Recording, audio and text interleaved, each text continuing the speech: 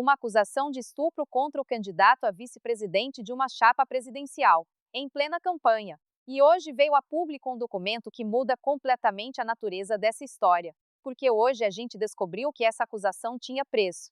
Fica comigo até o fim, porque o valor não é a parte mais grave. Vamos começar do começo, e devagar, porque esse assunto é sério demais para ser tratado com pressa. Em 27 de março deste ano, o deputado Lindbergh Farias, que é o líder do governo Lula na Câmara, e a senadora Soraya Tronic levaram à Polícia Federal uma denúncia. Eles disseram ter recebido documentos que apontavam o estupro de vulnerável cometido pelo deputado Alfredo Gaspar, do PL de Alagoas. Segundo os parlamentares, o caso teria acontecido 8 anos antes. E Alfredo Gaspar é o candidato a vice na chapa de Flávio Bolsonaro. Eu acho esse pronunciamento importantíssimo. Eu estou sendo atacado. Neste momento, eu tenho... Vossa Excelência, só não, nós estamos sendo atacados. Neste momento, enquanto não me dobrei, assim como Vossa Excelência e os bravos companheiros, não me dobrei ao poder, não me dobrei às pressões, não me dobrei àqueles que meteram a mão no dinheiro do povo mais sofrido. Eu sabia que o ataque viria, mas jamais esperei um ataque tão baixo. Ao iniciar o meu relatório, eu sofri um ataque veemente do ex-líder do governo do PT.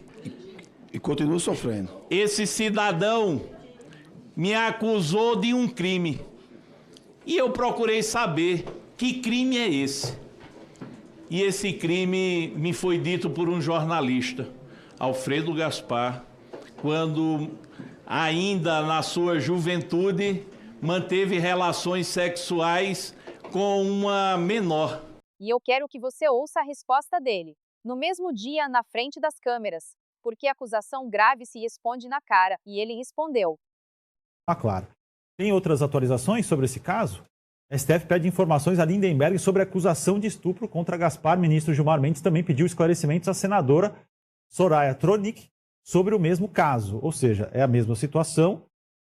Depois do anúncio do Alfredo Gaspar como vice do Flávio, a coisa começou a andar, né? A CNN também vem com essas informações. O ministro também pediu que a senadora faça manifestação sobre a mesma acusação contra Gaspar. Ambos foram os principais denunciantes da acusação de estupro.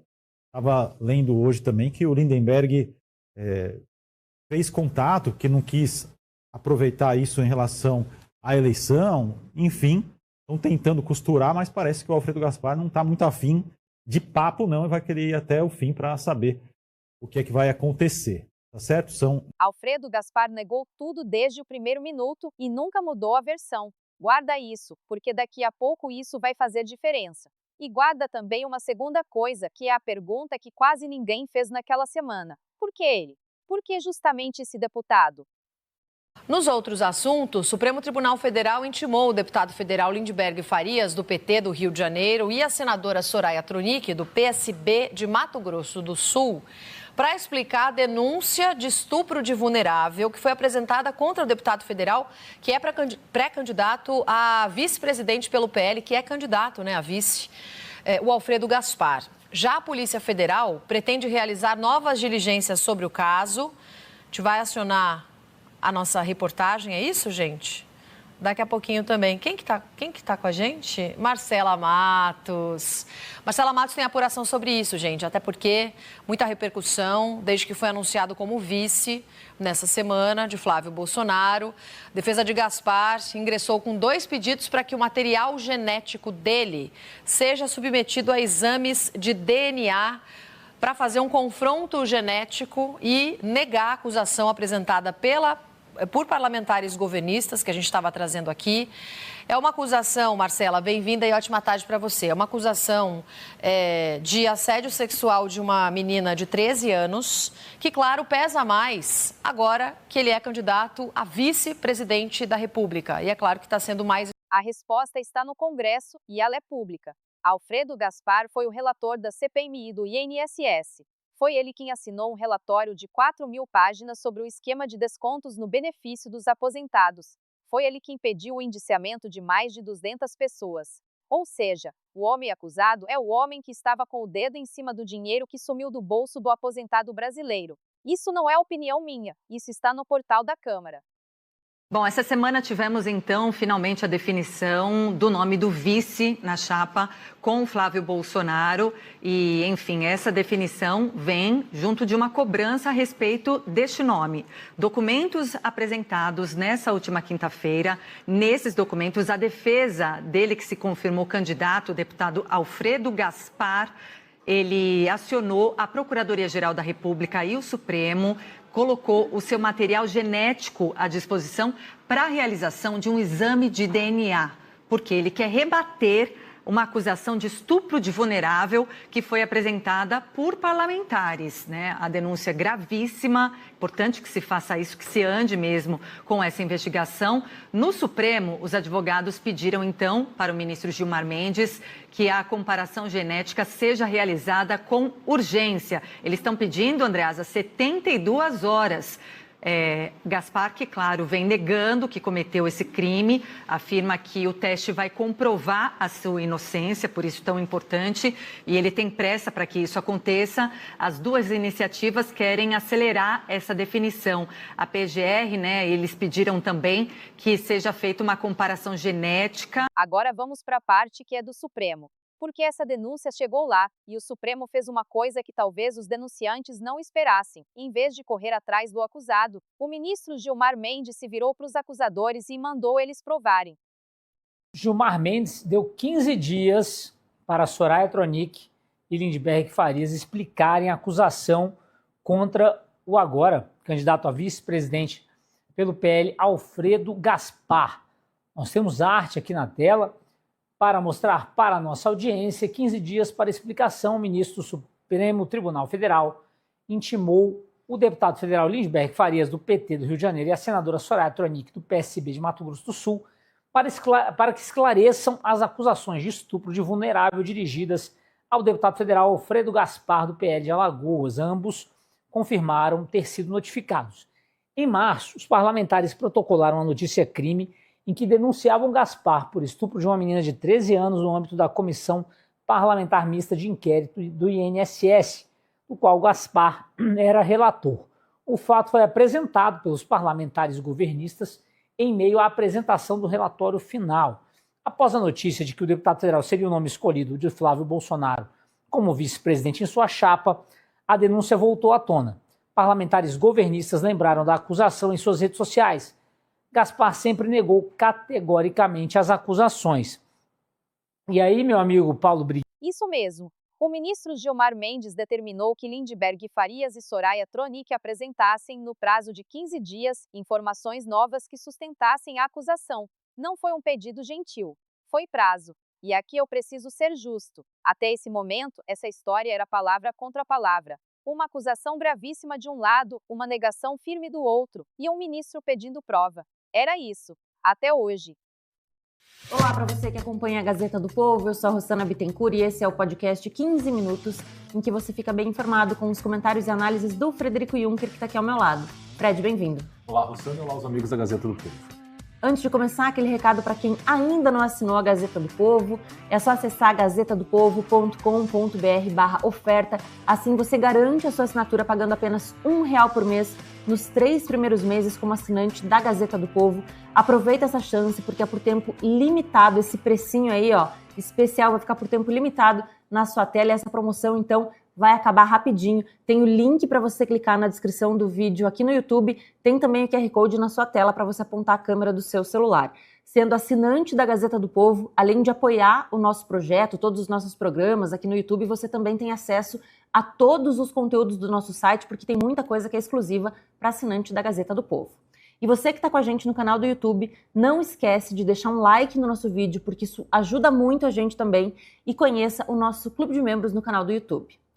Fred, agora vamos falar sobre o vice de Flávio Bolsonaro, que desde que esse nome foi anunciado, muitas polêmicas surgiram e agora tem uma história também que envolve até a polícia. Pois é, Rossana, uma falsa acusação feita... Hoje, 10 de agosto, veio a público o depoimento de um comerciante chamado Luiz Antônio Lopes, prestado à Polícia Legislativa da Câmara. E o que está escrito nesse depoimento é de uma gravidade que eu preciso ler com cuidado. Ele descreve o pagamento de R$ 16.500, divididos em 3 parcelas, 10.000, 4.000 e 2.500. O dinheiro, segundo ele, era para uma jovem se apresentar com uma identidade falsa e acusar Alfredo Gaspar de estupro. Ela havia sido divulgada justamente naquele dia para desviar o foco do teor do relatório da CPMI do INSS, que indiciava uma série de pessoas, dentre elas o próprio Lulinha, filho do presidente Lula, cujo nome veio à tona na semana passada, por meio das suas relações com a lobista Roberta Luxinger, o próprio Marcola, chefe de gabinete do Lula, também aparecendo nessa questão, no escândalo do INSS, do roubo do dinheiro dos aposentados e pensionistas. E o que acontece é que agora surgem documentos, por meio de uma investigação feita pela Polícia Legislativa da Câmara dos Deputados, já que essas denúncias foram feitas nas instalações da Câmara dos Deputados, instaurou-se ali um procedimento para investigar a veracidade das denúncias feitas contra o deputado Alfredo Gaspar, e aí descobriu-se ali uma trama que envolveria o deputado federal Lindenberg Farias, líder do PT na Câmara dos Deputados, para forjar essa denúncia contra o deputado Alfredo Gaspar. E essa trama começou a ser descoberta por meio de uma denúncia feita no dia 14 de abril, por meio de uma ligação de Luiz Antônio Lopes, um empresário do Rio de Janeiro, dono de um quiosque num shopping na zona norte do Rio de Janeiro.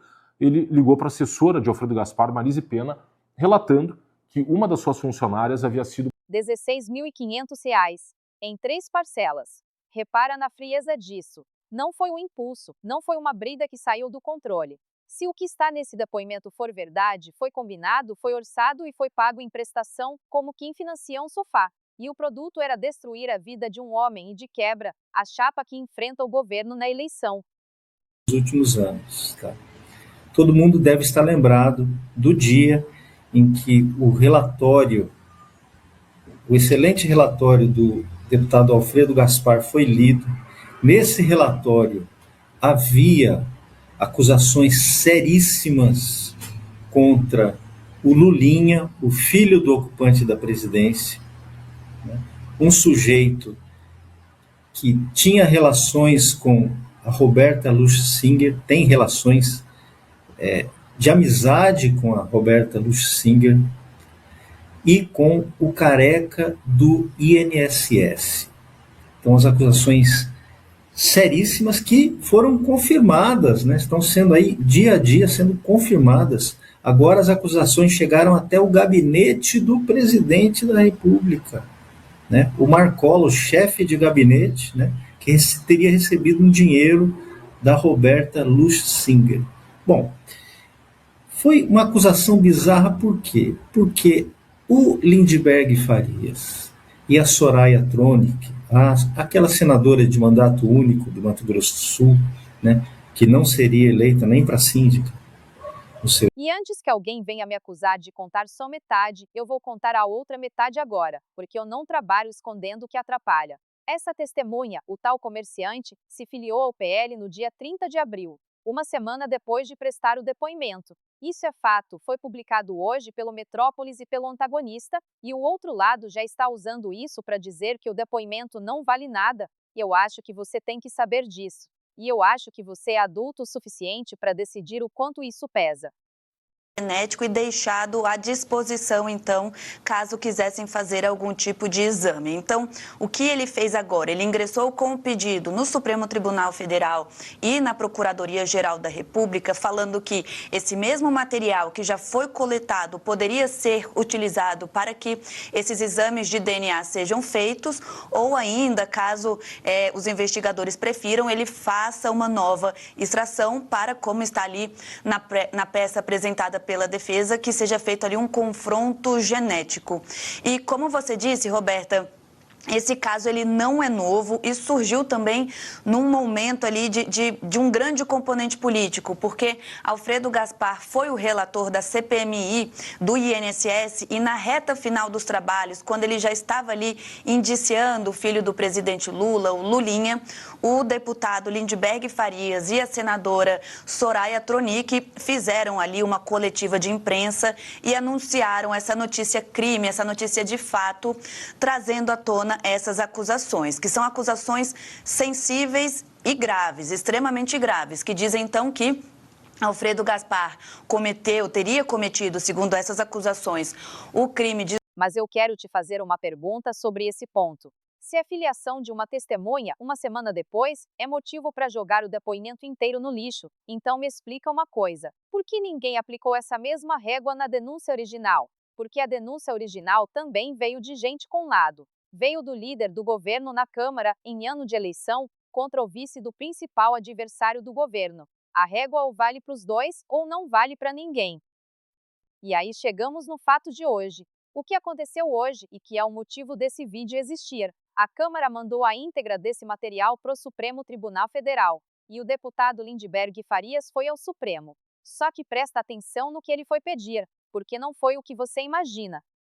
Ele não foi pedir investigação, ele não foi pedir perícia, ele não foi pedir para ser ouvido e explicar a versão dele. Lindbergh Farias pediu ao Supremo a suspensão e anulação da investigação, e pediu também que as provas fossem inutilizadas. Ele quer o processo morto e o material destruído, antes mesmo de ser ouvido.